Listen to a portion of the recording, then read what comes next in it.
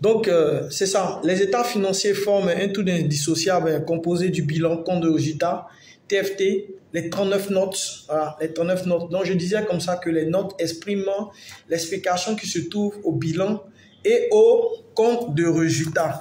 C'est-à-dire qu'au bilan, vous allez voir des rubriques. Au compte de résultat, vous allez aussi avoir des rubriques. Dans les notes, on vous demande d'expliquer les rubriques qui forment le compte de résultat, pardon, le bilan et le compte de résultat. Vous allez voir qu'on parle de la note 1 jusqu'à la note 39.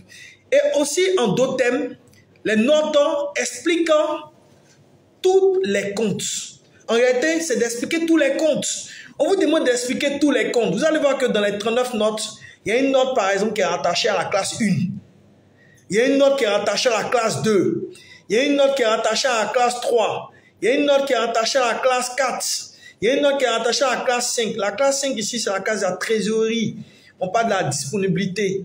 Et dans cette note-là, on vous demande, dans le bilan, vous avez mis trésorerie, caisse. Il peut y avoir plusieurs caisses, mais dans le bilan, c'est marqué une seule rubrique caisse. C'est-à-dire c'est toutes les caisses qui s'y trouvent. On vous demande par exemple dans cette note 5, un exemple comme ça, dans cette note 5 qui explique la trésorerie, on vous demande d'expliquer le fondement même de la rubrique caisse.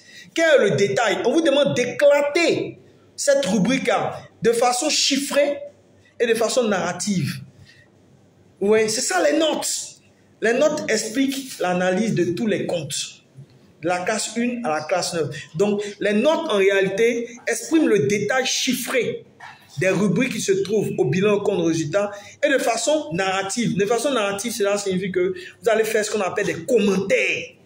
Donc, les notes, en réalité, devront être commentées. Vous allez parler le français. Vous allez expliquer et justifier la variation qui s'ensuit de façon positive ou de façon négative entre une année et une autre.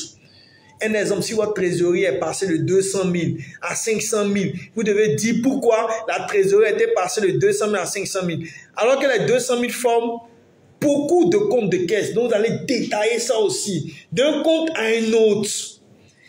Et donc là, beaucoup de personnes vont se faire prendre. Et comme ça aussi, c'est encore mieux. Parce qu'on ne peut pas monter les états financiers sans savoir ce que nous faisons dans ces états financiers. Ça ne doit pas être du copier-coller. Ça, c'est le système anglo-saxon. Voilà, le système à réviser est en train de tendre vers des normes qu'on appelle IFRS. IFRS. Les normes IFRS, ce sont des normes qui parlent le langage international. C'est-à-dire là,